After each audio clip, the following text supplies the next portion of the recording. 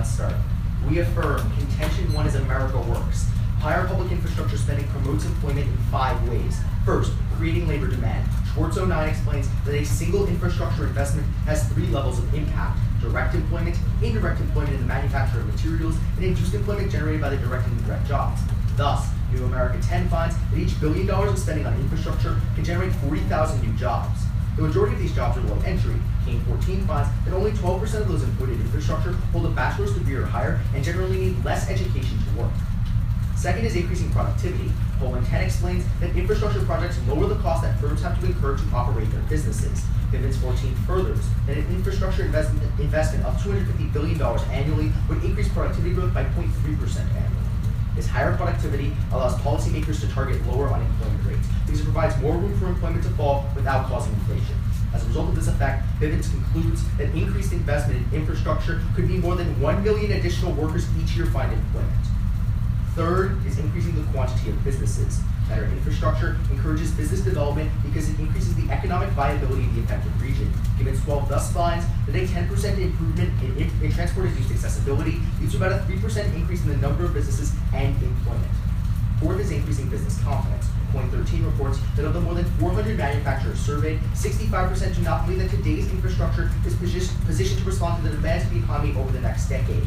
Businesses are unwilling to attempt expansion in environments they feel are risky. Point 13 writes that the key to reducing employment lies in the success of government policies to revive business confidence.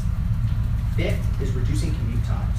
Shorter commutes from public transport decrease the space between the poor and jobs. Sarah Kaufman of New York University finds that the New York subway system investment could reduce average commute time in the Bronx from 48 to 33 minutes, making 527,000 new jobs available. Access to jobs is a prerequisite to working those jobs, so Harvard's Nathaniel Hedren writes that commute time is the single greatest predictor of upward mobility, providing the urban poor with an avenue for advancement. Reducing unemployment reduces income inequality in 3 ways. First, reducing the earnings gap. Party 98 finds that wage and salary families make about 2.4 times higher than the average income of unemployed families. Second is improving bargaining power. Stiglitz 15 explains that when employment is high, workers have greater bargaining power, since employers are forced to raise compensation to attract and retain employees. When labor markets are slack, worker bargaining power is low and wages stagnate.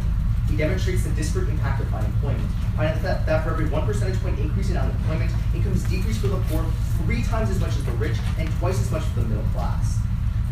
Third is combating worker depreciation. The longer a worker remains without a job, the worse their long-term outcomes become. Cooper 14 explains, the longer a worker is unemployed, the more their skills depreciate, making the worker less valuable to employers, translating into lower wages.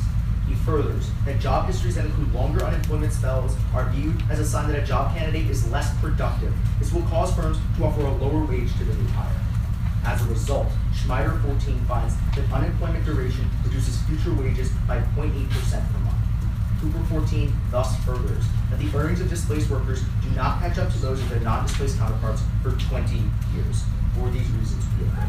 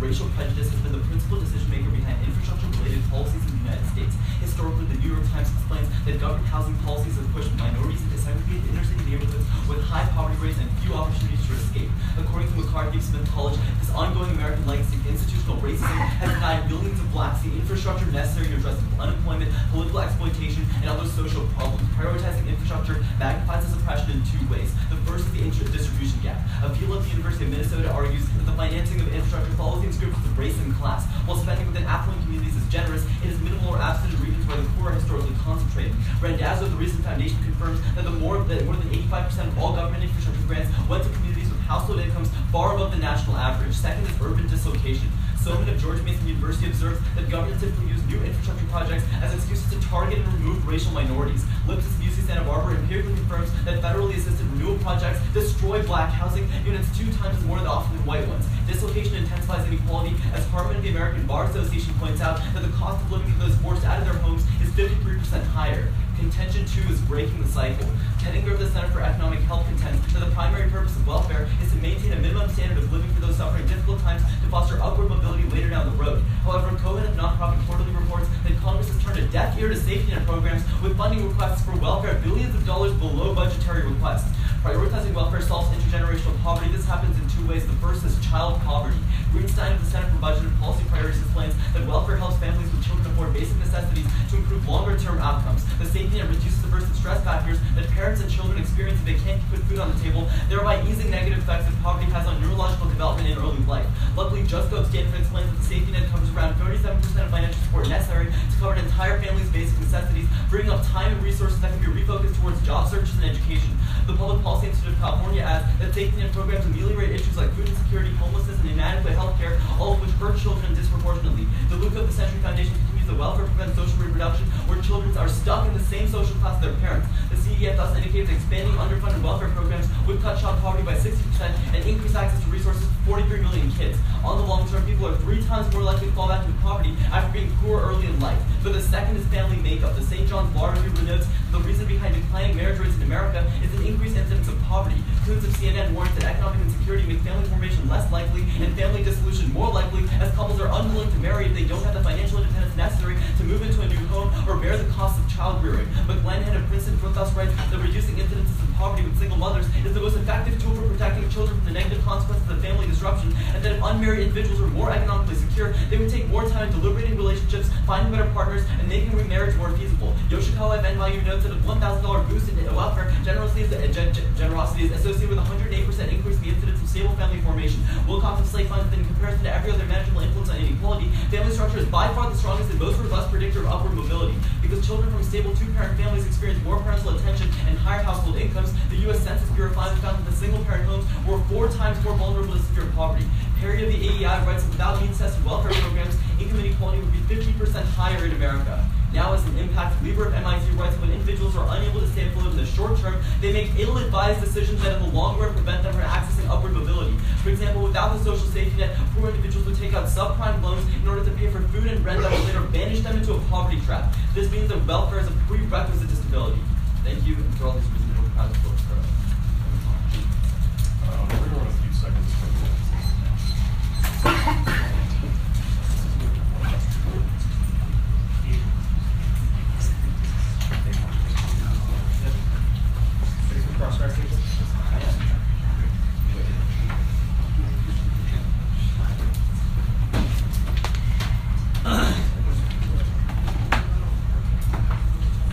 Is everyone in the room ready? Yeah. Okay, let's start. The internal linkage to your second contention is that people have more income, right? Correct, yeah. Okay, cool. So if we end up increasing wages, like just welfare right now, make them more stable in the short term, there's a lot of but like better jobs. the reason why they're more stable is because they have money, right? So if we access the internal link of people getting more money, we access all your impacts in that contention, correct? No. Why so not? the reason that infrastructure first, we're going to contend that infrastructure jobs are not enough to completely alleviate poverty. And if that's true, the Lieber analysis comes in and says that if they don't have enough money right now to stay afloat, they make ill-advised decisions that'll banish them into a permanent Let me poverty get trap. something really straight. The way you're weighing both your contentions is your first contention is weighing racial inequality, your second contention is weighing poverty, correct? Like that's how you're going to try to put the analysis around? Awesome. Do you have a question? Yeah, sure. So if if less people show up to work, does productivity decline? What do you mean? Like they're not the productivity of each individual worker now. The productivity of the market, maybe a little bit, okay. But I would argue that welfare will like harm the internal link to that as well. Okay. Let's ask you. Let's talk about your first contention really quick, right? Yeah. So you mentioned that infrastructure is racist. Isn't welfare racist as well?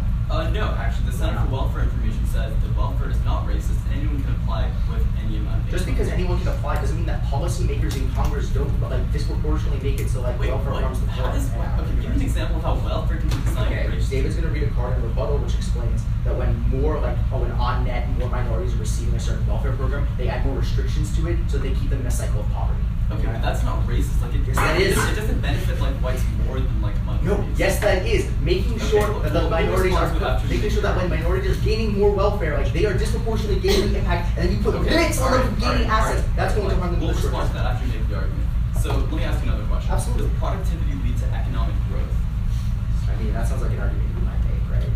But does it? I would say it increases like overall employment because it allows. No, I was asking about economic growth. Like, does the market get stronger? Okay, correct. Okay, you can take a question. Sure. Let's talk about your second contention, second warrant.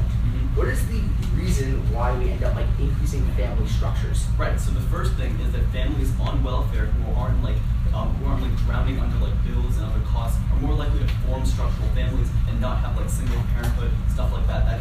So children will actually be born into like two-parent families, and that increases the likelihood that children are going to be like successful later on. Now, can I take a question? Okay, isn't that like can't that be considered reverse causal? So people that happen to often be single parent households disproportionately are happen to be more on the upper end of the income distribution. It's not a causal relationship. You can make causal arguments. We have evidence for that, but evidence definitely controls that. Like the Soviet evidence is very clear about that. Now, can I take a question about Stiglitz? Sure. So, is Stiglitz specific to infrastructure? Or is it just an general economic? It's employment and the warrant for Stiglitz is constriction of the labor market. But like it's not like limited to infrastructure. Doesn't matter. It's constriction of the labor market, which means that when there's less unemployed, you end up having less more market capital. We're going to run this.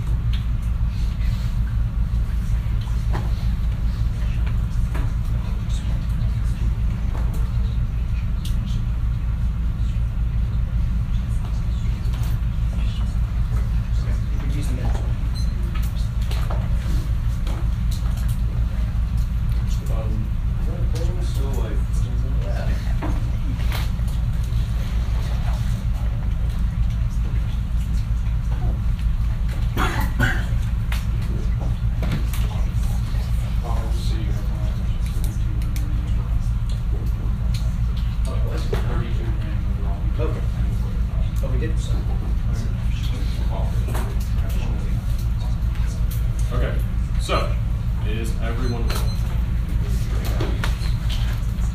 Let's start with my opponent's first contention where they talk about white supremacy. First, they tell you that minorities disproportionately lack the benefits of infrastructure. The first problem is that on face, minorities, the ones that don't own cars, proportionally at the same rate as white people, right? So the population that uses the public transport that only the affirmative can access is going to be disproportionately benefited. At that point, turn the argument. But then you can look to Augustine Algernon of the EPI. That gives you two reasons why we benefit minorities more than they do. The first is because Latinos are the primary, are overwhelmingly represented in construction jobs. So if we link into that, then we turn their argument against them. But second, because African Americans get jobs from infrastructure development more so than they do in the rest of the economy. So on face, we're turning that argument against them. But then they talk about how it's going to cause a spatial increase in the distribution of poverty. First, on face, they don't tell you why poverty links to income inequality. You can look to Jeffrey Blanks that tells you that even if we eliminate all poverty in the United States, that only eliminates 3.7% of the income inequality. And the problem is they're not impacting to the resolution. Don't let them weigh that. Second, they don't give you external impact to poverty or a reason to weigh it. Don't let them come up in the next speech and do that because they don't do it in case.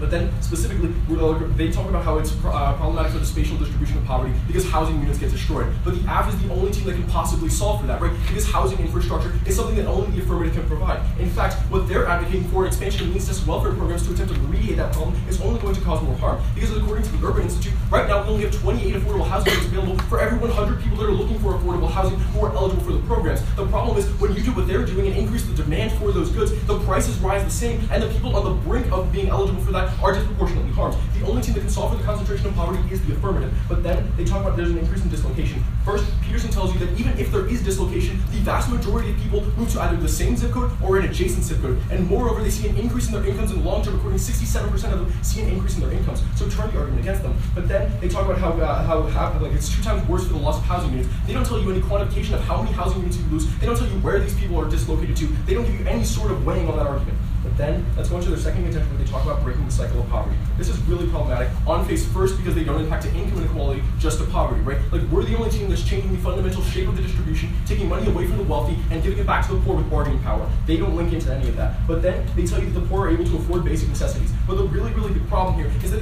that they don't take into account the moral hazard of this. And according to the Urban Institute, they further tell you that when you increase the amount of women's welfare spending, because it has either A, an asset cap, or B, a work requirement, then people are disproportionately either the people who don't have access to the job opportunities in the first place because they don't exist aren't able to get any income, and therefore they're even further punished. But moreover, because the people that do have that have a cap on the amount of assets that they can accumulate, they can only accumulate to $2,000 in assets, which prevents them from getting long-term stability and going into entrepreneurship. That's going to turn the internal war into what they talk about in the rest of the case. But then they talk about how you're going to have an increase in the amount of available food supplies. But really problematic here, they don't prove to you on net that that's going to increase if you see a decrease in income. Moreover, we would say that the only team that impacts towards more money being in the pockets of people who were previously unemployed is the affirmative, so we automatically turn the internal link to their argument, which they themselves conceded in first crossfire was an increase in income. But then they talk about Stephanie DeLuca, and they tell you that a lot of people are cutting poverty by doing means-tested welfare, right? But the Stephanie DeLuca evidence literally says that if you increase spending on things like housing vouchers or means-tested programs, right, like those decrease the amount of income that people get by over $3,765 annually because of that same moral hazard. So turn the argument against them. We're the only team that's giving long-term stability in this round.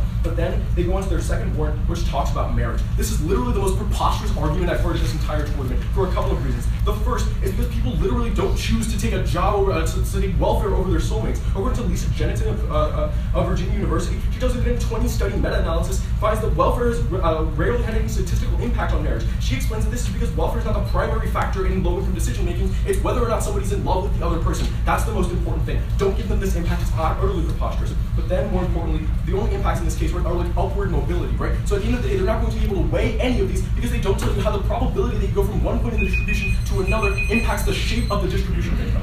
For these reasons. Can I call for the card that says that true love solves everything? Inequality, if you reduce all poverty, it's like 2%.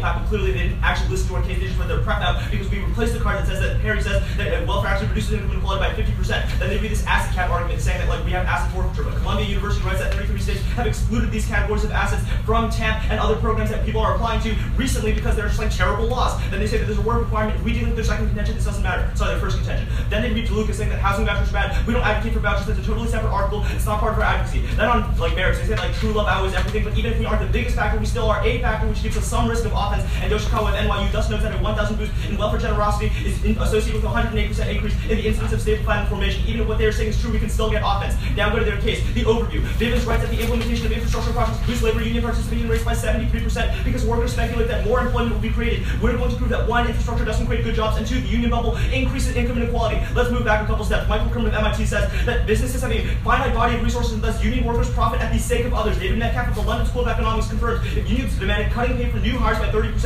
and Bronars of UChicago furthers that a one standard deviation increase in the firm's unionization rate leads to a 35% decrease in employment holistically. David Carter of Berkeley thus finds that unionization rates increase inequality because benefits tend to accrue near the top of the skills distribution and quantifies that unionization increases wage inequality by 8%. Go to America Works. First one on labor demand, they read Schwartz saying that jobs are direct, indirect, and induced. On direct jobs, James Shirk of the Center for Data Analysis indicates that most workers hired for new federal projects would come from existing projects, not unemployment lines, no new jobs. Then on indirect jobs, Clyde Prestowitz of Foreign Policy notes that infrastructure jobs creates jobs overseas, not in the United States. This is because we get most of our raw materials that they talk about from foreign countries. Our production becomes uncompetitive, putting workers out of work and exerting downward pressure on wages, turn that. But most importantly, on induced jobs. Bivens explains that because a greater share of welfare is spent directly into the economy, then infrastructure welfare has a higher relative multiplier for increasing employment, which is why the Center for Law and Policy confirms that every $1 million spent on child poverty programs creates 63 jobs, while every $1 million spent on infrastructure only creates 12 jobs. Refer this to the National Review because their source doesn't count for the law of diminishing returns. Finally, Halpin of UC Davis writes that low-wage employment actually worsens inequality by trapping the poor and making upward mobility impossible. Two ways this happens. First is informal employment. Yvonne Liu, the PRO, writes that compared to other sectors, infrastructure employers are twice as likely to keep workers unclassified on official payrolls, where workers earn half of what their formal counterparts do and are 3 times more likely to live in poverty. But shout out the WTO furthers that informal workers have fewer opportunities for education and human capital growth, creating a poverty trap where 3% increase in the size of the informal economy raises income inequality by 8%. Second, P3s. Galenovich of Yale indicates that governments allocate funding to new projects by contracting private companies in a public-private partnership. The Partnership for Working Families writes that these companies try to maximize profit and cut wages. As a result, the Organization for the American Way finds that only 8% of contracted workers earn enough to rise above the poverty threshold. Go to the second one about productivity. They say that infrastructure lowers the cost of doing businesses. That just means that more money goes to the top of big corporations, and as a result, say as UC Berkeley contends that 95% of all income growth amasses at the top 1%. But then, 12 results. Peterson Institute of Economics notes that people excessively concerned with basic needs can't perform and work because they can't focus. Thus, Steinberg writes that deep poverty costs US $500 billion annually in weak productivity, and social safety net is a necessity in stopping that number from expanding. Group warrant 3 and 4 about businesses. Welfare solves better. Expanding the welfare state promotes small business creation by giving poor households a safety net to fall back on in the case of failure. Nobel of Harvard University empirically confirms that the expansion of means-sensitive welfare programs in the early 2000s increases entrepreneurship by 16%. They say that 3% more businesses, which 1 we delete, but 2 we outweigh. Prefer this over the warrant because the distinction is we help the poor start their own businesses. They create investments to already established rich businesses. The Harvard Business Review writes that without the safety net, business ownership exclusively belongs to the top 2%, and pumping more money into those corporations only worsens inequality. Now on commute times, the status quo solves. The American Road Builders Association writes that recent government efforts have led a net increase in nationwide structural deficiency and an increase in available transit everywhere. Don't prioritize to do this because the status quo is solving. But finally, Lieber says that you have to have basic needs before you access any of their impacts whatsoever, and we're the only team that solves for that with a pre-fiat impact, affirmative impact, and thus we negate. Alright, you ready? Yeah. Max, where did we read unions in case? I read it. How much unionization do we see in this? Bivens says there's a 73% increase in unionization. Wait, what does the next line in that say? There's like a million, you probably know, so you can answer for me. Yeah, because you prepped out something we're not running, right? The next line in that overview. No, the next line in that, right, is that first, those are only unionized workers in construction jobs, right? The second thing he says is that if the government wants to boost unionization, infrastructure is probably not a very good strategy to go about doing. Okay, he definitely doesn't say that. He says that historically it hasn't been true, but we say that right now because the wage market, like you say, is slack, that people will speculate jobs are created, and that's why they go towards the unions. But we can deal with that later. When you make that argument, then we'll respond to it. This is not something that I want to do in I have another question about Bivens. Actually, can I ask a question? This is another really important one. Okay, sure, I guess. You say that Bivens says that increasing transfer payments is better, right, because it has a higher multiplier effect. Yeah. So you have to prove to me that transfer payments holistically increase, right? Yes, let's talk about cut-go, right, which is what I assume this is going to lead to. I mean, obviously. Right, so, like, a couple things. First of all, like, assuming that, like, the Congress switches out and we move from a paradigm of cut-go to pay-go, what happens to your impacts? So first I'd say that the only way that you can increase spending in the SWO is through discretionary spending, which only the app can access. Okay, right, but the SWO is only going to last a couple more years before we switch from cut-go to pay-go. No, it's not going to be, like, first you can prove to me the exact probability that the House is going to be controlled by Democrats. Like, I don't know, there's a lot of Trump supporters right now. So like, if we respond to cut-go, does this argument matter? In the status quo, like, if we prioritize it and do it now, can we see an increase in transfer payments? Yeah. How? I would argue that on the idea of like the cut-go argument, the resolution asks if we increase spending, not if we reallocate it from other parts of the budget. Right? But more importantly, Max, you need to read evidence that suggests that it's going to happen because you just haven't done that yet. Max, slow down. So, cut-go means that like an increase in one portion of the mandatory budget comes necessarily at the expense of another portion. Welfare is one of those portions. One of like thousands. Another one is like Social Security, unemployment insurance, assistance for veterans. Mandatory spending covers a wide range of things, and you need to specify that welfare is going to be what's going to be mandatory. We spent 2 minutes and 15 seconds. Can I get like a really quick question? Sure. Okay, let's talk about your your first contention, your third impact about wage depreciation. You say that people will lose skills. Then in your first warrant, you say that the majority of jobs are low entry and you don't need skills. Explain that. Okay, so we say that we create jobs that don't require skills. The second thing we say, the longer that you spend outside the labor market being unemployed, the more it looks like to the employer you don't have your skills. And but if they're low entry jobs, then why does that matter? Okay, well, two things, right? Because you increase employment in low entry jobs, you increase employment in mid entry jobs because of induced and indirect jobs. 40,000 jobs holistically. I'd say a lot of those, according to the business study, that doesn't account for indirect and direct. That just says like holistically there's 40,000. Yeah, that's and like we co-opt that analysis by saying welfare transfers make more jobs. Total, right? Like, you don't gain access to more transfers because of cut-go. Can I see the part that says welfare solves productivity gains? Yeah, there's two. Do you want to see the? I mean, you give me the first one that talks about like I don't need the UC birthday card. Like, which basically says like it all goes to the top. No, that's there. I read 2 cards. One was from Steinberg and one was from I don't remember. I'll just give you both. Okay. Yep, that's fine.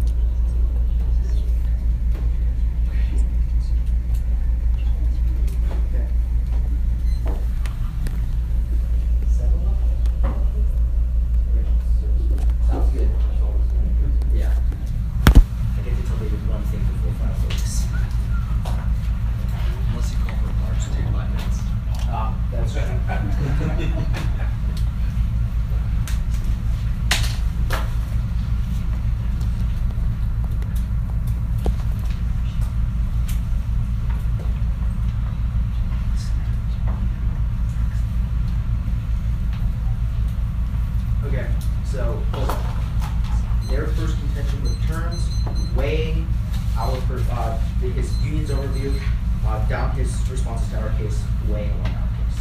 Sound good? Right. He never responds to the fact that the app is the only one that can solve the concentration of poverty impacts inside his first contention. At that point, what we link it to is, according to Patrick Sharkey, when you live in concentrated poverty, your increase in downward mobility is up to 52%, which means their only weighing analysis, which comes from upward mobility in their second contention, is better linked into by the app because we're the ones who tell you that we fixed the problem in the first place.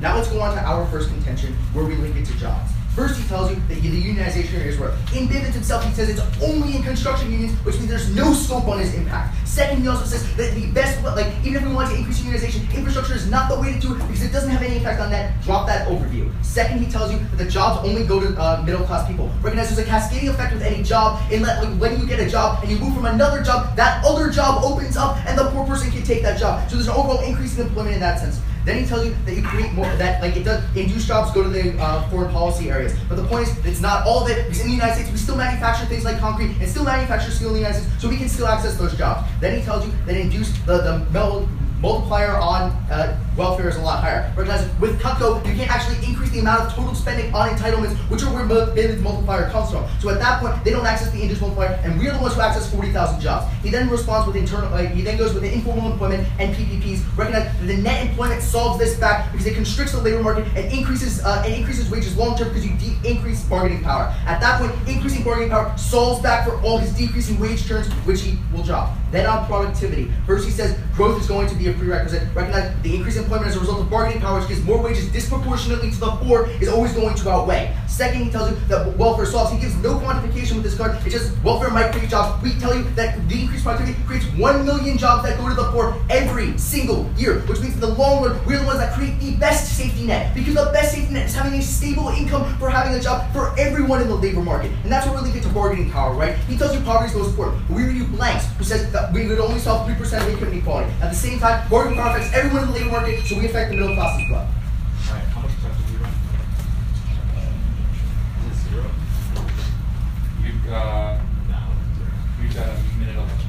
That's not 0 at all. Sorry, I know I thought. We can agree on that. Yeah. Cool. Sorry.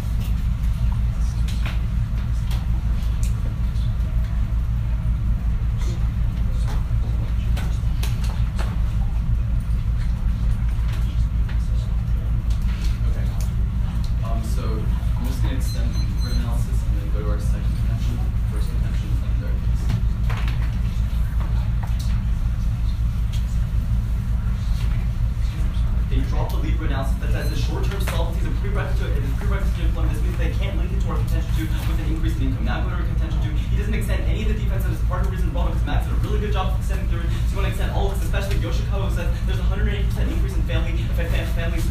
mobility outweighs employment because even if we get every poor person a minimum wage job, it's not going to close the gap between the rich and the poor. Except the contention two, their contention one, it turns on their contention two first blue, informal employees are paying half as much, which increases the likelihood of poverty by 3 times. But China says that a 3% increase in informal economy increases income inequality by 8%. Then the OAW says that P3s only pay 8% of workers enough to overcome poverty. And except Halpin says that once you get these jobs, you're trapped because you have no opportunity for formal education. Upward mobility solves back in our case because one, child poverty. The jobs they create are low income, so as the CDF says, children are still 3 times likely to fall back into poverty. On the long term, these children are excluded from upward mobility. If you negate and expand welfare, there's a 60% decrease in child poverty. But second, family structures. Kuhn tells you that family formation is less likely when you're in poverty. Wilcox tells you stable family structures are the strongest predictors of upward mobility because they give children stable environments to develop. That's Perry that tells you if it's weren't from the welfare state, income inequality would be 50% higher, which they don't respond to. And finally, on the 3% card, their card assumes that everyone goes to the minimum wage, which is just not true. Now go to now go to their case. Now on their case, in response to PPPs, they said that net employment stalls, but first private companies don't bargain, so it's like bargaining power argument doesn't matter. And then they say that still manufacture like steel and stuff in America. We get most of it from China, so like they lose their impact on that as well. And finally, they don't respond to the small businesses turn. Like this Nobel says that we increase welfare increase entrepreneurship by 62%, so we still link it to that there. And then I said Med-Cal says unionization stuff, like Bivens said there's a 72% increase in unionization. Their index, the Bivens card, doesn't look at the part of the Bivens card that we cite, and we said the infrastructure doesn't actually lead to good jobs, and then Carter says the unionization that they never contest the impact of unionization, they just contest the link, so we win the link, we get all those impacts. And for all these reasons, I strongly urge a vote for the affirmative. Everyone ready for ground cross? Yeah. What's on page I said that? Okay, everybody's good? So, you guys said that if you win the link, you win the impact to unionization. Where do you guys read the link in summary? Read this. Okay. Okay, so what about the response that we said earlier in Crossfire in summary that Bivens literally says it's a bad way of increasing that, and that moreover it only No, we said that was historical. Okay, now that the wage market is slack, the labor market is slack. Okay, and you're going to say that like it's only construction jobs, which limits the scope, right? Like that still eliminates 1/3 of your impact.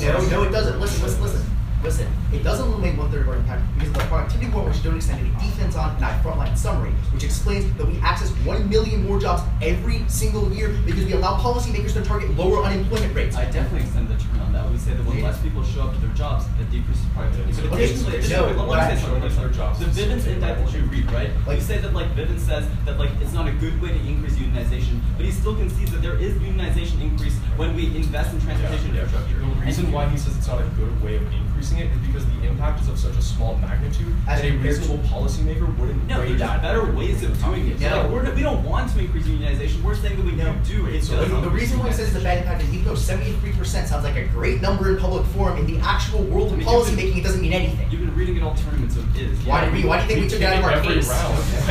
We kicked that contention Yeah, literally but you're every in time. quarters at TOC, so you're doing something right? Because we went for our second contention. So I have another question. So you guys essentially just go up and extend through the D-link with a meta-analysis, right? Like, would you prefer like a small meta-analysis? The true love solves meta-analysis. No, I responded in the rebuttal saying that even if it isn't the biggest factor, and even if like people love each other and they still get married, the Yoshikawa evidence can independently still exist, right? Even if it's the second biggest or the third biggest factor, if we still increase generosity, then people are still more likely to get married. You still get self-formal offense. Here's the difference. The study doesn't say it's a small factor. It says it's no factor. That's not what it said. No, it says there's no variation in impact by subgroup. Meta-analysis. It just says that like people will like get married. There's no variation in impact by subgroup. Okay, no. Additionally, like we're not even talking about people falling in love with each other. We're talking about family stability and like family. So what we're saying is like Exactly. the marriage internal link to your contention doesn't happen again because Okay, two things. Stability. Okay, no. So two things, right? First of all, we would say, and we would contend that it does have a factor on marriage. But second of all, we also make the analysis that people who are in a stable family right now are more likely to fall apart when they don't get access to Another piece of analysis on weighing of that contention, right? If we access the internal link, like you told us, is income in the first crossfire. Hold on, right? Lever access is a prerequisite to getting a job. You can't get a job unless you fulfill your basic needs. That's never responded to in the round. No, you want a job because you don't have access to your basic needs. You need to make income. You need income to access your basic needs. So you go out and find jobs in order to meet that. Your logic doesn't make sense. So, like, if you didn't understand the argument, there's no point in explaining it now. Just let it around. Alright, we use the last 6 seconds. At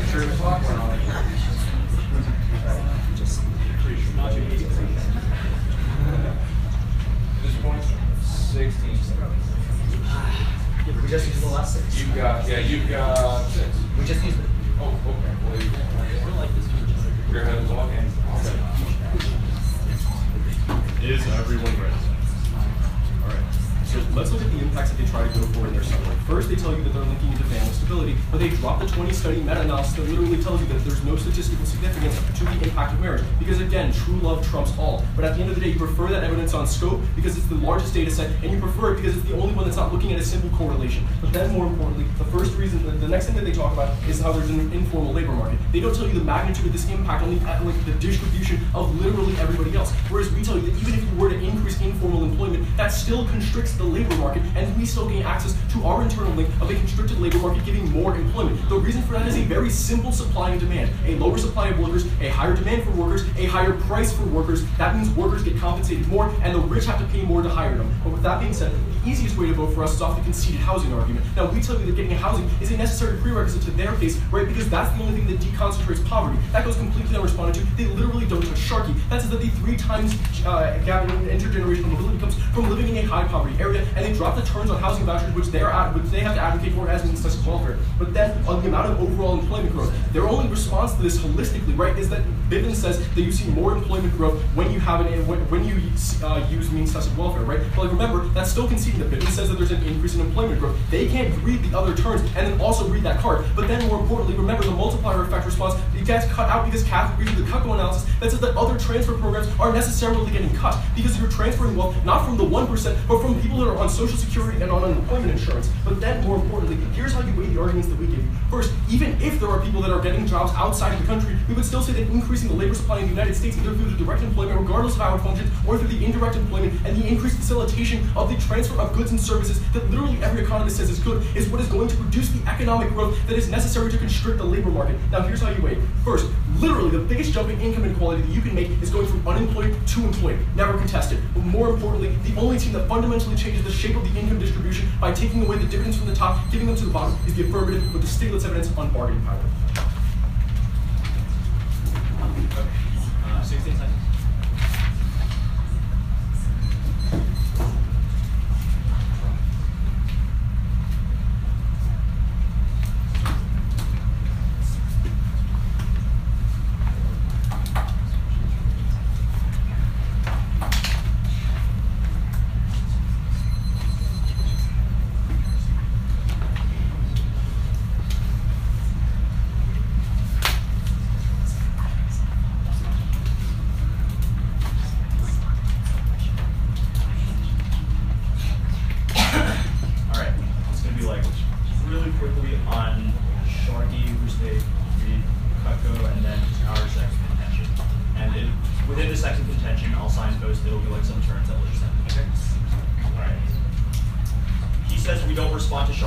Says it's misconstrued, it's about super rich people in super poor areas, but even then, if mobility does decrease in these areas, this isn't the status quo. We say that when you expand welfare, that turns around. We'll get to that later. Then they don't read, cut, go outside the process, look at your pillar. It just doesn't happen. Now let's go to our second contention. Upward mobility is going to outweigh employment on every level. Even if we give every single poor person a minimum wage job, it's not going to close the gap between the rich and the poor. This is literally the same analysis from their blank evidence, which you can notice wasn't in their final focus, saying that if we end all poverty, there's no real impact to creating jobs. We say the same thing. If we put all people on a minimum wage job, there's no impact to creating jobs. Insofar as that's true, if we prove that that's true, they're losing the argument. Now extend these terms. First we extend like the informal employment argument, which they say that like okay, like we can still increase like decrease the slack market, increase bargaining power, right? But what Lou tells you that informal employees are paid half as much and are 3 times more likely to be in poverty, and they don't respond to informal workers because they're literally not on the payroll. They have no influence. There's no reason for them to bargain for more wages, and even then, they don't extend Stiglitz in summary, so there's no way for you to weigh that like tripling in wages. You don't have like any way for you to weigh it, so there's no impact on inequality whatsoever. Then you're going to extend Bogetta, who says that a 3% increase in the informal economy leads to a net increase in income inequality by 8%. If you're voting for them, you're putting people in a position where they can't increase their income, and they're putting them in a poverty trap, which therefore like co-ops in their entire analysis. Then you extend Halpin, who says that once you get these jobs, you're trapped because you have no opportunity for formal education. And this is key, because the incomes of the wealthy have been rising for nearly a century. It won't stop anytime soon. If gains in income them don't accumulate over time, and if you're trapped, then their reductions in inequality don't last long enough for you to wait because the rich will outpace the poor in terms of growth. Now this is key because upward mobility outweighs specifically on child poverty.